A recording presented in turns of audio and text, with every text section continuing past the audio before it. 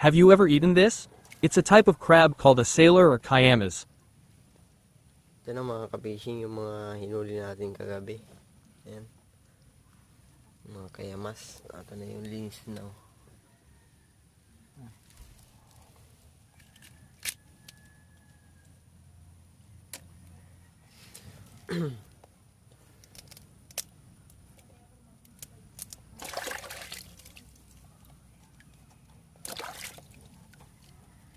Naalis yung gawa ng bait.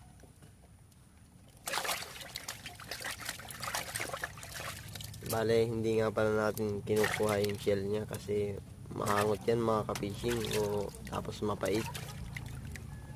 Kaya yung katawan lang kinukuha natin tapos itong mga sipit. Yan.